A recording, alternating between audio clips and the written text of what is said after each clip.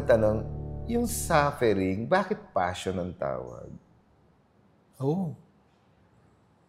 Naku, pupunta tayo sa ask. Ano yan? It's Greek to me. Ah, okay. Meron siyang kataga Okay. sa Latin. Patire. To suffer. So doon manggagaling yung passion. Okay. Pero maganda rin yung passion kasi doon sa word na katagang patio patire in Latin. Ang sabi natin yung passive voice is passus sum. I am past. I am past. I am past. Parang natapos na eh. Natapos na. So siguro, alam niyo mga kapatid, hindi natin siguro masyadong inaarok yan, hindi natin iniisip. Pero araw-araw talagang papalapit sa oras natin, di ba? Oo nga. And it could give to some people anxiety. Lalo na yung nataningan, di ba? Ay, alam mo kung kailan ka mamamatay. Parang sinabi sa'yo. May hangganan, alam mo na. Oo, alam naman natin may hangganan tayo, pero mas matindi yung pag sinabi sa'yo ng isang doktor, 6 months na lang po. Malapit na. Di ba? Magbibilang ka talaga di ba? Kasi ako po, nagbilang ako Meron, sabi sa aking madre, maikli daw buhay ko 55 lang Di ba? So, nung 55 years na ako, mag-56, talagang sinabi ko sa Diyos pwede bang tumawid ako sa 56? Sa deadline. Oo. At natutuwa ako kasi sabi ko, para mga akong bata dito, nakikihagel, no? Kasi hindi ko alam kung gigising ako next morning na 56 years old ako. Di ba? Yan ang ibig ng suffering Hindi mo hawak. Kaya nga yung passion, gusto mo sanang to be in control And lahat naman tayo wish to be in control. Pero passion means, ba't hindi ako controlled? Hindi ko nakokontrol. Bakit hindi ko napapanghawakan ng totoo? Hindi pa, lahat naman ng future di natin hawak Hindi mo talaga alam bukas No? Kalalampas lang po ng critical condition ng pinsan ko. 4 days before, ka-text namin. 4 days after, hindi ba kausap? Bakit? Di ba? And, nasa ospital pa po. Nasa ospital pa siya. So, you mean to say na, hindi natin talaga, and hindi natin hawak. Kahit anong isip natin, kahit anong anxiety natin. Kaya nga sabi dun do not put us to the test. Di ba? Pero, after po the Our Father, sabi niya, sana we will not go into distress. Na, meron ka kasing gustong panghawakan, hindi mo hawak. Wow. So it's a passion thing. Now, madalas po ang Passion Week, Passion Sunday, akala mo, ikaw lang. Pwedeng hindi ikaw ang may leukemia. Pwedeng hindi ikaw ang may sakit. Pero yung na may sakit, kumukuha sa bulsa mo yan pag nasa ospital. You're also suffering. Di ba? Totoo. Kabahagi mo ang taong nagsasuffer. Nagdudusa din. Sabihin mo lang yung anak mo, magba-bar exam, magbo-board exam. No? So, gusto mo ring makita kung papasa o hindi. Kasama ka dun sa oras na yun na sasabihin. Sa proseso. Oo, di ba? Kasama ka rin dun sa oras na papasa nga ba? So, siguro nakabantay ka rin sa newspaper o sa text, pumasa nga, andun ba yung pangalan ng anak mo? Hindi naman ikaw yung exam, di ba? Hindi naman ikaw yung may control na results. Hindi kasi ikaw ang gumastos Iba kung siya ang gumastos, di ba? So, suffering talaga is, sabihin ko po sa inyo, communal. Hindi ito pang sarili lamang, pang isa lang. Kasi no man is an island So, lahat po, kabahagi ng passion. Imagine, ang Diyos, compassion. Oh, compassion. Nakisali sa ating passion. Yung wala sa ating control. Inalay pa yung anak. Now, if it feels so bad that Good Friday is the death of Jesus Christ, bakit hindi Bad Friday? Bakit Good Friday ang tawag? Hindsight siguro. Tayo nagbansag ng Good Friday eh. Tao ang nagbansa. Kasi, hindi, nung Friday na yun talagang totoo, nobody thought it was good. Oo nga eh. Probably, meron naman siguro yung mga pariseyo. It's good for them. It's good even for this false prophet. No? And it's good for them kasi napatunayan na mali si Jesus, tama sila. Kasi na-condemn ni Pilate eh. Oo nga. So siguro for some people, it was good. As probably, pag natalo yung kaaway mo, na napakulong, kunyari, o sabihin natin, nagka-aksidente, parang good sa'yo kasi sa tingin mo, inaasam-asam mo, mawala na nga sana itong taon to, di ba? So, pero basically, ang Good Friday dito refers to us. So, huwag natin muna tingnan na, kasi naman, on the third day, he rose again eh. Oo nga. Pero basically, yun ang dahilan. From hindsight na nga eh. Kasi, ano pala, passage lang. Yung Good Friday. Pero ang maganda dito is that, sinabi sa atin ni St. Paul, hindi ka magkakaroon ng resurrection o ng Easter Kung wala yun. kung wala ang ang Friday na yan. Kaya naging bansag natin, it's a Good Friday. Well, ika nga, hindi ka na magkakaroon ng bar, hindi ka naman papasa sa bar na hindi ka nag-aral eh. Di ba? Yung sabi kong, ang bar exam is hindi naman basta lang,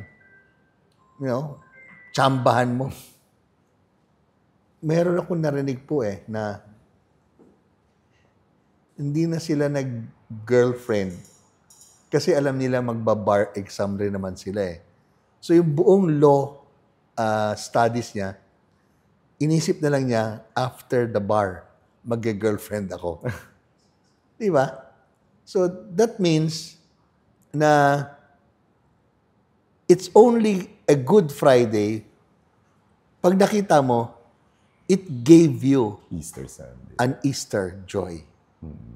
But dadaan ka talaga dito. So ano pa ho ang Good Friday? Aba, nung pinanganak mo ang bata, biro mo 9 na buwan ka na, malaki ang tiyan mo. Babae, di ba? 9 na buwan. Tapos doon nailuwal mo. Pero, ang sakit daw ng pagluluwal. Oo nga. Dadaan ka doon. Hindi tayo dumaan doon. Hindi tayo dadaan I doon. mean, Ang babae, di ba? Pero syempre din, di ba? Ano ba ginagawa ng mga magulang? Pag pinapanganak, maging tatay din. Alam niyo, una daw ginagawa, binibilang yung daliri. Buo ba? Di ba? Normal ba? Normal ba? And all of that. That's part of the Good Friday, di ba? And who knows? Pagkaluwal naman ng bata, hindi naman sigurado ka agad na, di ba, na sabi nga nila, yung mismong babae, isang paa daw nasa hukay. Oo nga, yun ang sinasabi. Yun ang term nila. So, ang dami natin pong circumstances sa pang-araw-araw na buhay in human life na bahaging-bahagi talaga. Now, we go black. Black Saturday is talagang patay si Jesus. Patay si Jesus, anak ng Diyos. Tapos, yung iba akala he descended into hell was the impyerno. Hindi, di ba? He really went to the dead. He went among the dead. He was part of the dead. Oo.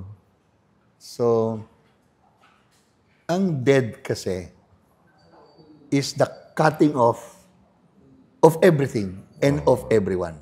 Okay. So, cutting off life, you cannot imagine na meron pa eh. No. When you cut off, that's it. That's it. And that's the highest condemnation. Without resurrection. Dead. Simply dead. And sabi nga ng isang atheist, si John Paul Sartre, life is absurd.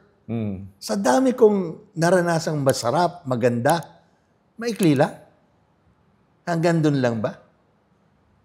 So if wala kang belief in the resurrection, wow, what for? Kasi triumphed over death, right? Yeah. So, hindi permanently dead na yung mga... Yun. Yung he descended among the dead. Oo nga eh. Kasi ang sabi, when the Messiah comes, He will bring everyone else to glory.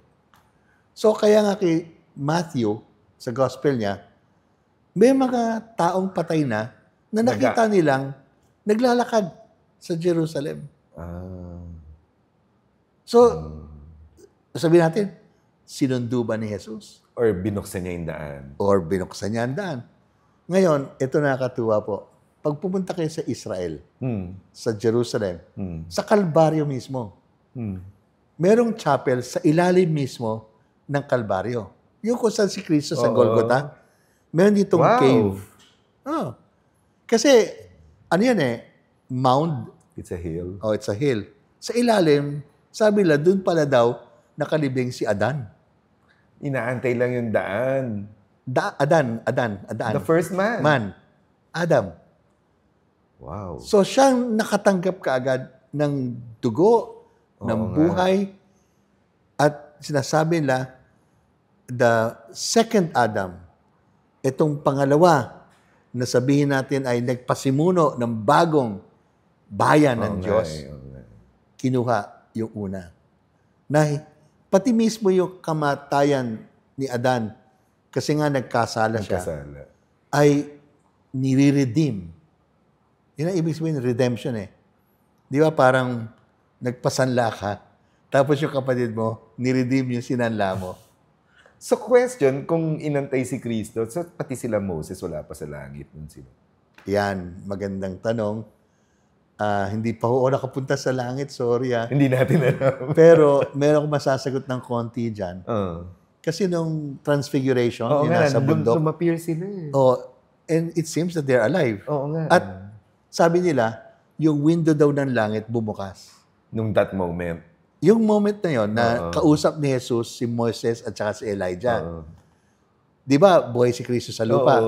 Pero nakita nila glorious In a glorious form. Di ba? So it seems, nakita rin nila si Jesus kung nasa langit siya. Had he been, if I were in heaven, I would have seen also Jesus in this glorious form. Exactly. Kaya nga sabi niya, God is not the God of the dead, but of the living. The God of Abraham, the God of Isaac, and the God of Jacob. May favorite kasi ako na hindi magagawa ng kahit sino It's the Good Shepherd. There's no greater love than a man who lays down his life for others. I think that's real. Yung talagang wow. Right. Diba? At actually, naging parang peg, paradigm, reference point siya ng heroism. Actually, no. Ng lahat ng sangkatauhan, di ba? I mean, when you say that Ninoy Aquino knew that he could also be, and yet, ang quotation niya sa ating 500 peso bill na nawala na siya, the Filipino is worth dying for. So parang alam niya na haharap yata siya sa kamatayan. Di ba yung mga footages doon sa airport di ba? Sa airline Parang nung kinuha siya doon sa mismong airline Yun na Parang meron siyang kutob na andun nga siya. Hindi si Maximilian Kolbe na hindi naman siya kasali doon sa dapat patayin no? Mga Polish, no? Kasi meron yatang tumakas. I'm not too sure about the whole story. Pero sabi niya, pwede ba ako na lang paltang ko to? Hindi niya kilala. Wala siyang kinalaman. Sabi niya, kasi ang alam ko may pamilya siya. Pwede ba ako na lang ang kumuha ng kanyang lugar? Ganda. Diba? So we have heroic figures that accepted death for someone else. Ang ni-term nga messianic complex, di ba? But I think, kasi we always think of it as suffering, but it's really the penultimate form of love, itong Holy Week na to, na nakaka-touch. Right. It's really a love. Yun ang masarap sa pagka-Pilipino natin. quite emotional kasi devotional eh. Oo. Di ba ang ganda ng word na devoted to you? Oo, devoted. And kita mo, devoted yung asawa mo kasi sa oras ng iyong pangangailangan, lalo na sa sakit o malapit sa kamatayan, siyang hawak-hawak ng kamay mo. Yun eh, devout. Pilipino are devout Catholics. And maybe, hindi nagsisimba linggo-linggo, pero ang devotions matindi. At ang pananalig. Alam niyo mga kapatid bilangin nyo, well, sabihin lang natin, Holy Thursday na lang. Di huling hapunan, di ba? Sa Washington. Tapos magtatanod tayo ng 1 hour, bisita iglesia. Bisita iglesia. Next morning, mag-way of the cross. Tapos pagdating na Procession.